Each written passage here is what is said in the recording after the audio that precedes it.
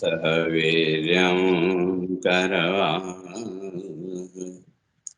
तेजस्विनावधीतमस्तु मा विद्विषावहै। ओम शांति शांति शांति। शंकरं शंकराचार्यं केशवं बादरायणं सूत्रभाष्य कृतौ वन्दे भगवन्तौ पुनः पुनः। ईश्वरो गुरुरात्मेति मूर्तिभेद विभागिने व्योमवद् व्याप्तदेहाय दक्षिणामूर्तये नमः। ओम शांति शांति शांति।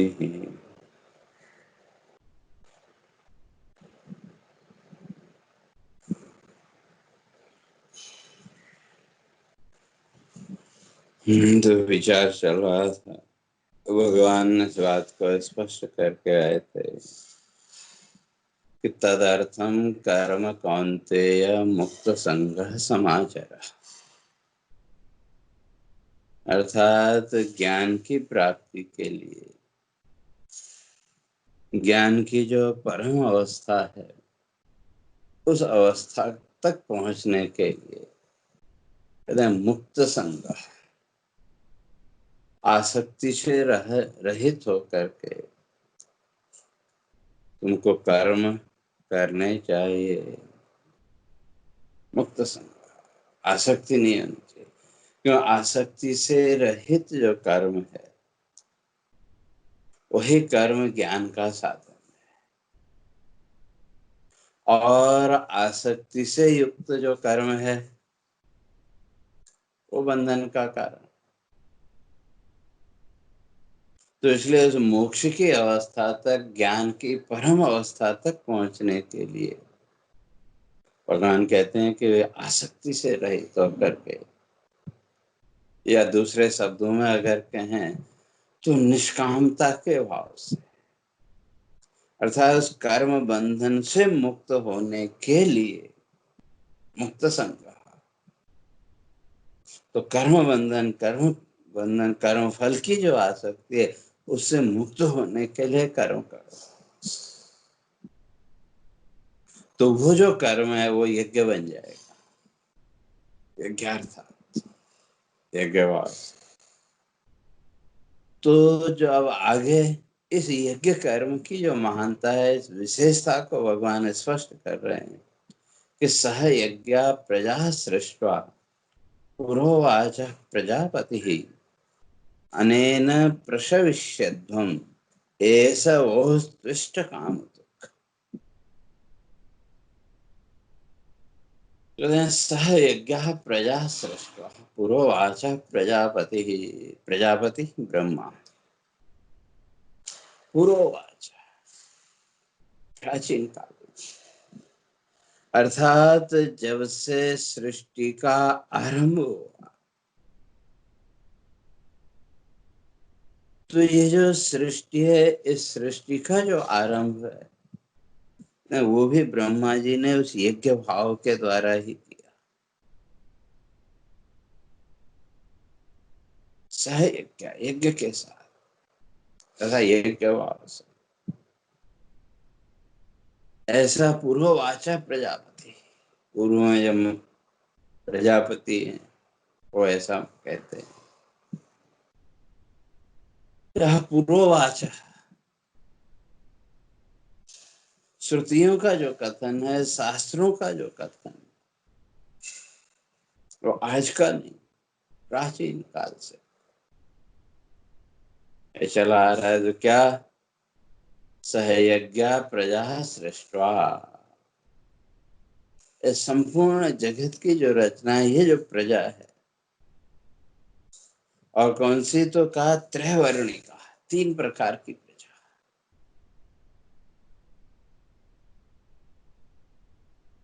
तो अब इन गुणों की दृष्टि से अगर देखें तो त्रिगुणात्मक सृजन, सात्विक, राजस और तामस। और इस बात की चर्चा आगे भगवान 14वें अध्याय में भी करेंगे। ऊर्ध्वं गच्छन्ति सत्त्वस्था, मध्ये तिष्ठन्ति राजसा, जगन्य गुण वृत्तिस्था, अधो गच्छन्ति तामसा। 3 प्रकार की सृष्टि। या इसी को दूसरे शब्दों में ऊर्ध्वमूल, अधोमूल और त्रियक मूल, तो 3 प्रकार की सृष्टि जगत में। और ये जो सृष्टि है ब्रह्मा जी ने सहयज्ञ, यज्ञ के द्वारा ही।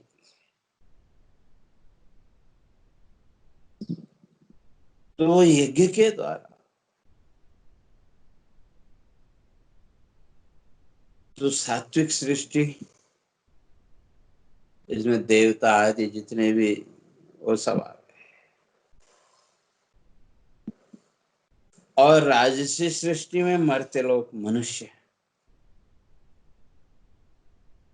और मनुष्य भी कितने, पुराणों में मनुष्यों को भी 4 लाख प्रकार बताए।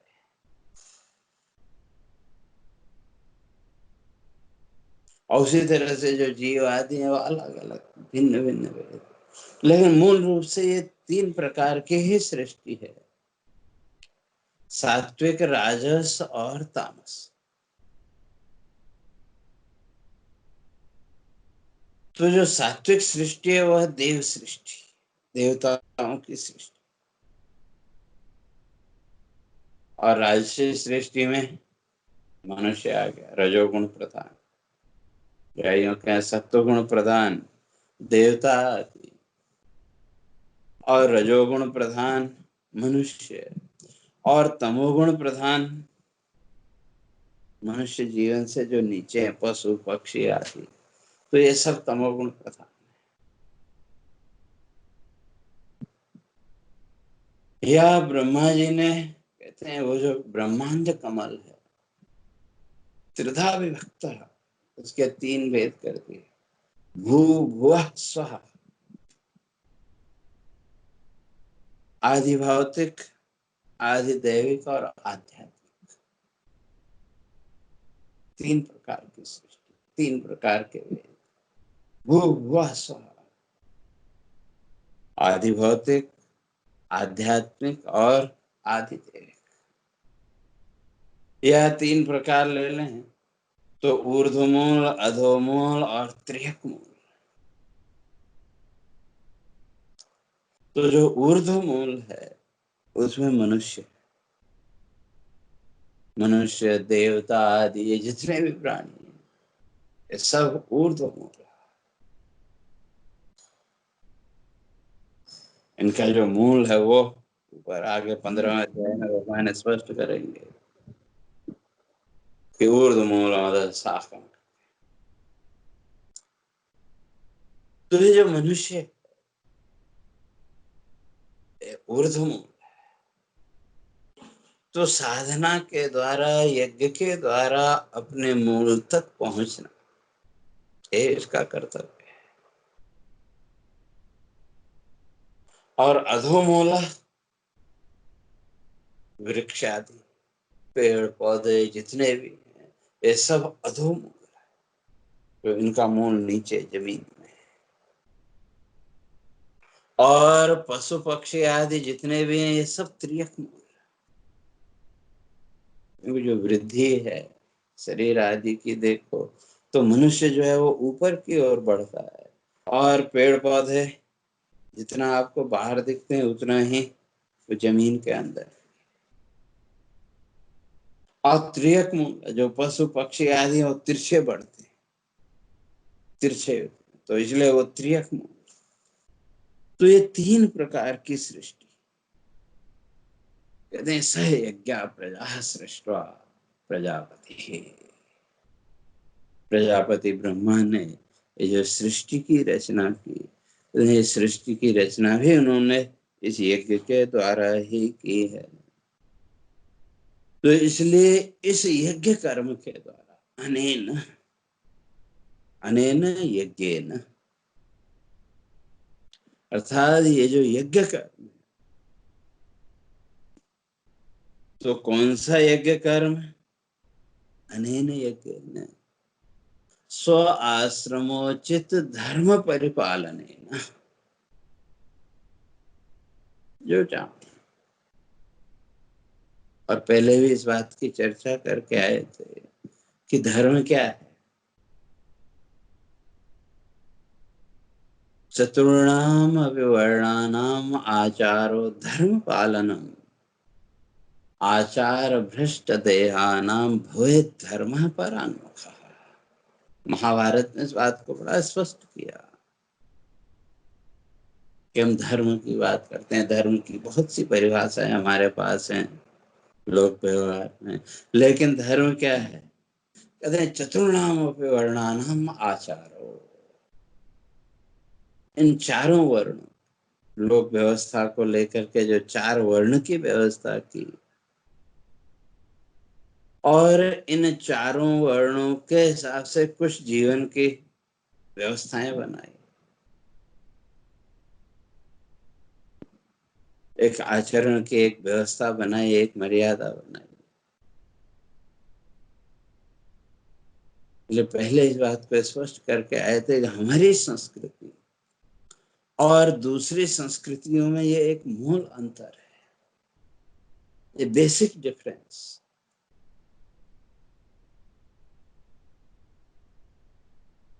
हमारे यहाँ विचार की स्वतंत्रता है, लेकिन आचरण के लिए आप प्रतिबद्ध हैं, कमिटेड हैं। आचरण की परतंत्र। और दूसरी संस्कृतियों में आचरण की स्वतंत्रता, विचार की परतंत्रता। हमारी जो संस्कृति है उस आचरण प्रधान, पहले भी इस बात की चर्चा करके है। जीवन की एक जो व्यवस्था है, कोड ऑफ कंडक्ट, आचार संहिता, चाहे वो ब्राह्मण हो, क्षत्रिय हो, वैश्य हो, शूद्र हो, कोई भी हो, वो जीवन की एक सामान्य व्यवस्था जो है वो सबके लिए एक जैसी। तो हमारी जो संस्कृति है उसमें आचरण की प्रतिबद्धता है, उसके लिए आप बंधे हुए हैं। लेकिन विचार विचार करने के लिए आप स्वतंत्र हैं। किसी भी बात को लेके, किसी भी वस्तु को लेके आप स्वतंत्र रूप से विचार कर सकते हैं। और उस स्वतंत्र विचार का फल ये है कि आप जिस किसी भी ईश्वरीय रूप को मानना चाहें, आप स्वतंत्र हैं, उसमें कोई प्रतिबंध नहीं है। जैसे उसको मानना चाहें उसके लिए आप स्वतंत्र हैं। लेकिन दूसरी संस्कृतियों में वो नहीं है। आप आचरण क्या कर रहे हैं वहां कोई नहीं पूछता, लेकिन विचार विचार के लिए आप स्वतंत्र नहीं है।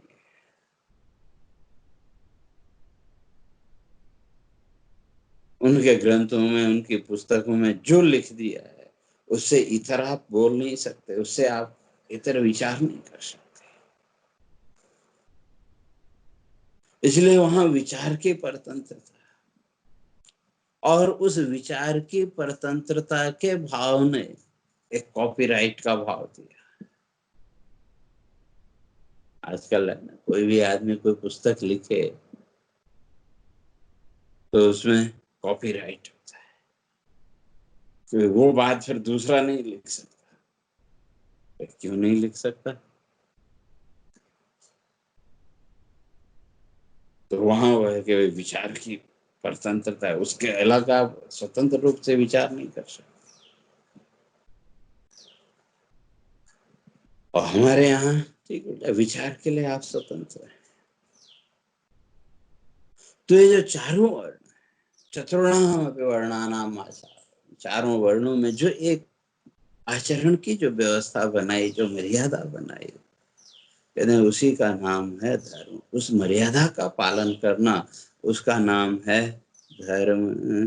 तो इसलिए यहाँ कहते हैं कि भाई फिर कौन सा यज्ञ करना है। यज्ञों कहते हैं बहुत से वेद हैं। अनेन अनेन अनेन यज्ञेन, इस यज्ञ के द्वारा कौन सा? स्व आश्रमोचित धर्म परिपालन। आप जहां भी हैं जीवन में, तो यहाँ स्व आश्रम का अर्थ तो केवल ब्राह्मण, क्षत्रिय, वैश्य, शूद्र उतना ही नहीं लेना। जीवन में आप जिस लेवल पर हैं, जिस स्थिति में हैं, जिस सिचुएशन में हैं, उस अवस्था में भौतिक जगत के मान्य अहंकारों से ऊपर उठ करके अपने कर्तव्य का पालन कर। तो जहां अगर भौतिक जगत का अहंकार आ गया तो फिर कर्तव्य पालन नहीं हो सकता। हाँ, तो मैं तो ये हूं, मैं ये कैसे कर सकता हूँ, मैं तो ये हूं, मैं ये कैसे कर सकता हूँ, इस तरह की तमाम वृत्तियां वहां हैं। इसलिए उन अहंकारों से मुक्त होकर के जीवन की परिस्थिति और समय की अवस्था और परिस्थितियों के अनुसार अपने कर्तव्य कर्म का पालन करना। और कैसे? तो मुक्त संग, उस शब्द को याद में रखना। मुक्त संग, आसक्ति नहीं होनी, अटैचमेंट नहीं होना चाहिए। तो जब ड्यूटी समझते हैं तो फिर वहां अटैचमेंट नहीं है। तो इसलिए वो जो कर्म है, कौन से? स्वाश्रम। तो अनेन यज्ञेन प्रशविष्यध्वम, मैं इस यज्ञ कर्म के द्वारा प्रशविष्यध्वम, आप अपने आप को बढ़ाओ, प्रसार करो, स्प्रेड करना, फैलाना। तो किसको? तो दो प्रकार, भौतिक रूप में या आध्यात्मिक रूप।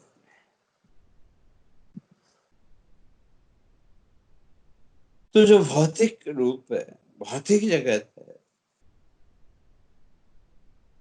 वहां भी प्रजा की सृष्टि, ऐसे भौतिक जगत के सुख के जो भी साधन आदि हैं, तो उनके लिए भी कर्म करना पड़ेगा। तो भगवान इस बात को स्पष्ट करें, अनेन प्रशविष्य, अनेन इसके द्वारा, इस कर्म योग के द्वारा, इस यज्ञ कर्म के द्वारा प्रशविष्यध्वम, बढ़ाओ। तो किसको बढ़ाना है?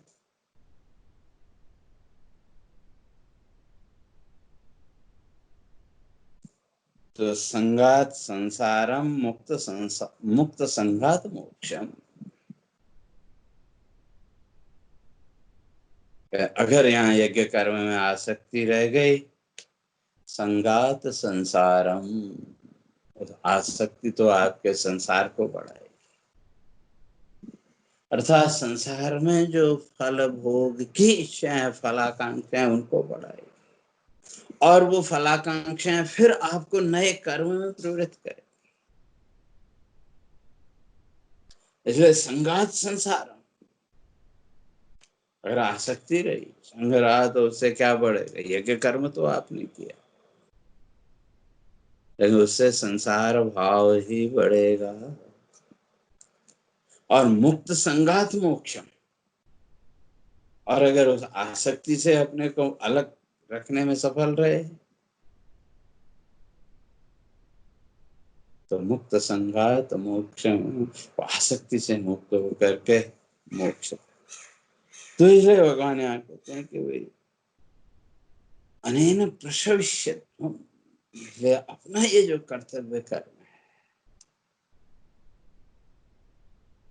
जिन नित्य कर्मों का विधान हमारे ऋषियों ने किया, तो इसलिए यहाँ पर थोड़ा सा भेद कहते हैं कि भाई जो नित्य कर्म है, ऋषि कहते हैं वो तो करने ही चाहिए। काम में कर्म करो या न करो वो एक अलग चीज है, क्योंकि ये काम में कर्म तो फिर आपको इस संसार के बंधन में बांधेंगे। फिर किसी कामना विशेष को लेकर के आपने यज्ञ कर्म किया तो वो तो आपके बंधन का कारण बन जाएगा। इसलिए जो नित्य कर्म, और नित्य कर्म का जो व्यवस्था हमारी बनी हुई है कि सुबह पूजा पाठ आदि जो कुछ भी हम करते हैं, केवल उतना ही नित्य कर्म नहीं, बल्कि समय और परिस्थिति के अनुसार उससे इतर भी जो कर्म है वो भी नित्य कर्म है। लेकिन इस नित्य कर्म को भी यज्ञ बनाना है।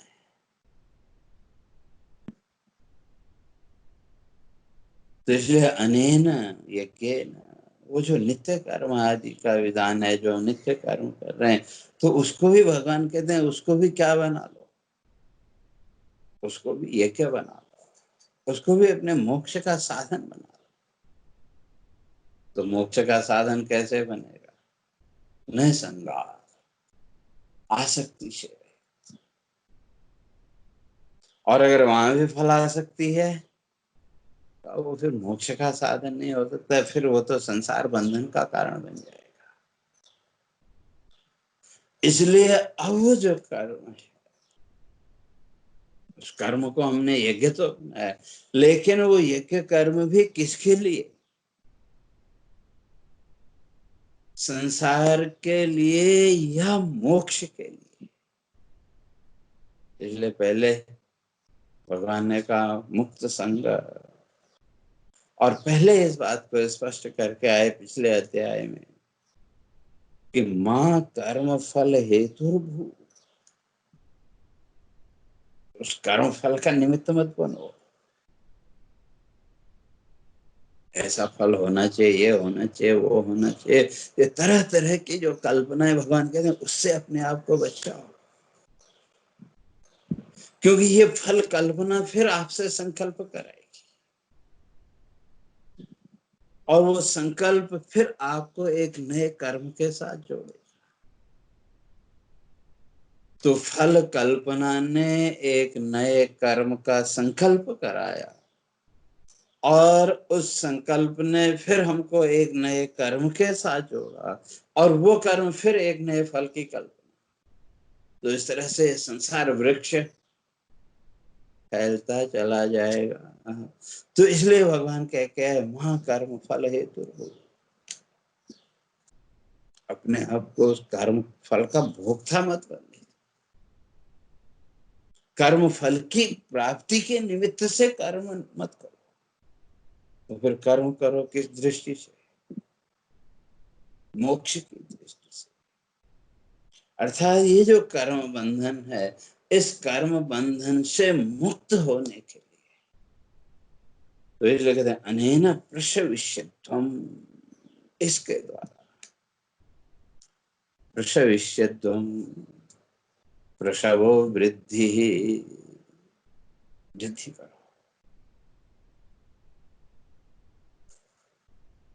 तो इसलिए वो वृद्धि, तो अब कौन सी वृद्धि करनी है? भगवान कहते हैं ये तुम्हारे हाथ में है। इसलिए एष वह अस्तु इष्ट काम दुख। तो एक तरह से भगवान आशीर्वाद दे रहे हैं, वह आयुष्मान तुम्हारे अस्तु होए इष्ट काम दुख। तुम्हारा जो इष्ट है, तुम्हारी जो अभिलाषा है, तुम्हारी जो कामनाएं हैं, तो उन कामनाओं को पूर्ण करने का एक एक कर्म बन जाए। भगवान कहते हैं ऐसी मेरी शुभाशंसा है कि ये जो यज्ञ कर्म है, ये तुम्हारी कामनाओं को पूर्ण करने का साधन बने। लेकिन कौन सी कामना? भगवान यहाँ भौतिक कामना की बात नहीं करते, मोक्ष की। क्योंकि जो भौतिक इच्छाएं हैं, भौतिक जगत है, यहाँ तो जो मिलना है वो तो प्रारब्ध के अनुसार मिलना है। उसके लिए हमको आशीर्वाद की उसकी जरूरत नहीं है। वो तो जो प्रारब्ध भोग है वो मिलेगा और उसको टाल नहीं सकता।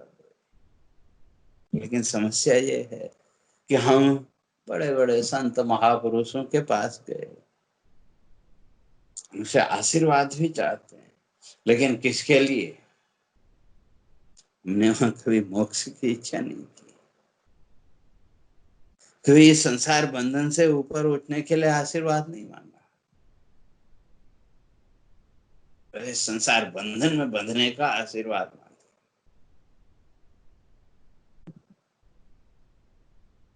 और वो संसार में बंधन में बंधने के लिए वो तो प्रकृति की व्यवस्था बनी हुई है। वो तो इस संसार की कल्पनाएं करते चले जाओ, इसके बंधन में बंधते चले जाए। इसलिए भगवान यहाँ अर्जुन को आशीर्वाद दे रहे हैं और अर्जुन के निमित्त से सबको कह रहे हैं कि युष्माकम, अब सब लोगों के जीवन में ये जो यज्ञ कर्म, जिन नित्य कर्मों का विधान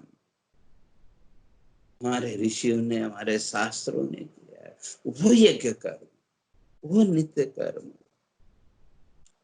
वह युष्माकम मस्तु इष्ट काम सुख, इष्ट अभिलषित, जो तुम्हारी मोक्ष की इच्छा है, इस संसार बंधन से ऊपर उठने की जो तुम्हारी इच्छा है, ये यज्ञ कर्म क्या बन गए? काम दुख, तुम्हारी उन कामनाओं को, तुम्हारी उन इच्छाओं को पूर्ण करने का साधन बन गए। भगवान कहते हैं ऐसा ही हमारी सुभाषंसा है, लेकिन उसके लिए यज्ञ कर्म तो ये करना पड़ेगा। और जहां तक फल की बात है, तो उस यज्ञ कर्म के अवान्तर फल तो तुमको मिलेंगे ही। भौतिक फल जो है वो तो मिलेगा ही, वो तो बिना मांगे मिलेगा। जैसे आपने एक आम का पेड़ लगाया, किस दृष्टि से? आजकल तो तरह तरह की वैरायटी है, अलग अलग तरह के आम। एक पौधा आपने लगाया आम का, किसके लिए? भाई चलो पौधा लग जाएगा, बड़ा होगा तो आम खाने को मिलेंगे, यही दृष्टि है। लेकिन जब वो आम का पौधा आपने लगाया, ठीक है, फल तो वो अपने समय के साथ देगा, लेकिन साथ ही साथ उस पेड़ की छाया और उस पेड़ के पत्तों की गंध, सुगंध, ये भी आपको मिलेगी। तो पेड़ आपने लगाया आम के फल प्राप्त करने के लिए, छाया के लिए तो नहीं लगाया। यह उस आम के पत्तों की सुगंध हमको मिले उसके लिए तो नहीं लगाया। क्यों? ध्येय हमारा क्या है कि आम्रफल, भाई जब पेड़ बड़ा होगा तो आम लगेंगे सीजन में, तो भाई ताजे ताजे आम खाने को मिलेंगे। लेकिन उसके साथ साथ उस वृक्ष की छाया और उसके पत्तों की जो सुगंध, ये आपको बिना प्रयास के मिलेगी नहीं। तो इसी तरह से भगवान यहाँ इस बात को स्पष्ट करते हैं कि भाई ये जो यज्ञ का किसके लिए? असंगात मोक्षार्थम, मुक्त संगा पीछे कह के आए, मुक्त संगा उस आसक्ति से रहित होकर के, अगर जब वो मोक्ष भाव के लिए, इस संसार बंधन से मुक्त होने के लिए जब आप वो यज्ञ कर्म करेंगे, तो वो तो जो आपका फल है वो तो मिलेगा समय के साथ। लेकिन उससे पहले उसके जो अवान्तर फल हैं, जीवन में सुख शांति और प्रसन्नता का भाव, वो तो बिना मांगे मिलेगा। तो इसलिए फलेच्छा भी अगर है तो कहते हैं मोक्ष की इच्छा रखो। और जहाँ तक संसार के भोगों की बात है, वो तो प्रारब्ध के अनुसार जो है वो समय के साथ मिलना है। तो इसलिए जो नित्य कर्म है, जिन कर्मों का हमारे ऋषियों ने विधान किया, तो भगवान कहते हैं उसको अपना कर्तव्य समझ करके उसको यज्ञ भाव से करते जाओ। तो इसमें किसी प्रकार की धर्म हानि नहीं है। लोगों के अंदर बड़ी बड़ी भ्रांतियां हैं। नहीं, हमारे धर्म में तो ये लिखा, हमारे धर्म में तो ये लिखा। बहुत से लोग, हम तो इस धर्म को मानने वाले, उस धर्म को मानने वाले, अरे इस धर्म को मानने वाले तो ये नहीं करेंगे, उस धर्म को मानने वाले तो वो नहीं करेंगे। ये तो सब लौकिक व्यवस्था है। असंग भाव से उस मोक्ष तक पहुंचने के लिए जो कुछ भी आप कर्म कर रहे हैं, भगवान कहते हैं उसमें धर्म हानि नहीं है। इस भ्रांति से अपने को ऊपर उठाओ। इसलिए असंग भाव से, यह अगर आसक्ति भी है तो वो कौन सी, संसार की नहीं, संसार मोक्षार्थम, इस संसार के बंधन से मुक्त होने के भाव से कहते हैं वो यज्ञ कर्म आप करते चलो, यज्ञ भाव से कर्म करते चलो, न तत् धर्म हानि, उसमें धर्म की हानि भी नहीं होगी। और अवान्तर जो फल है वो आपको मिलेंगे, मोक्ष रूप फल तो जो है वो मिलेगा ही मिलेगा, लेकिन उसके इतर जो फल है वो भी आपको मिलेंगे। तो इसलिए कहने का तात्पर्य ये कि जो नित्य कर्मों का विधान हमारे ऋषियों ने किया, वो तो हमको करने ही चाहिए। और वो जो नित्य कर्म है, वो जब यज्ञ भाव से हम करते चलेंगे, ठीक है, उन कर्मों का जो फल है वो तो समय के साथ मिलेगा, लेकिन उसके साथ साथ जीवन में सुख शांति और प्रसन्नता का जो भाव है वो भी उसके साथ आता जाएगा। अपने आप को मांगने की जरूरत नहीं पड़ेगी। जैसे भी उदाहरण दिया था, वे आम का पेड़ आपने लगाया, आम के फल के साथ उस वृक्ष की छाया और उस वृक्ष के पत्ते, या जब उसमें फूल लगते हैं उसकी जो सुगंध आती है वो अनायास ही आपको मिलती है। कहते हैं इसी तरह से वो जो यज्ञ कर्म है, वो यज्ञ कर्म का फल है मोक्ष, वो समय के साथ जब परिपक्व होगा मिलेगा, लेकिन उसके साथ साथ जीवन में सुख शांति और प्रसन्नता, ये तो आपको बिना मांगे वहां मिलती जाएगी।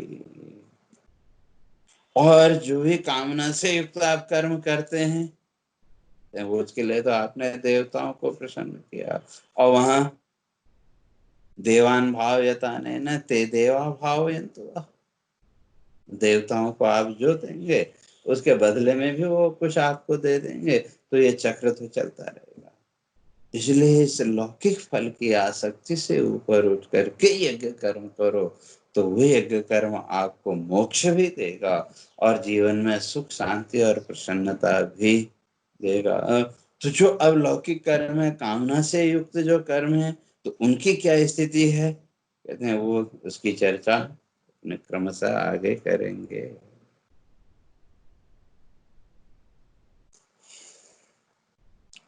हरि ओम। पूर्णमदः पूर्णमिदं पूर्णात् पूर्णमुदच्यते पूर्णस्य पूर्णमादाय पूर्णमेवावशिष्यते।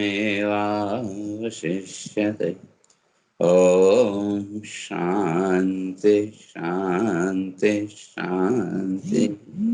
शंकरं शंकराचार्यं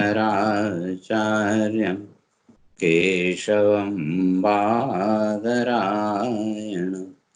सूत्रभाष्य कृतौ वन्दे भगवन्तौ पुनः पुनः। ईश्वरो गुरुरात्मेति मूर्तिभेदविभागिने व्योमवद्व्याप्तदेहाय दक्षिणामूर्तये नमः। ओम शांति शांति शांति।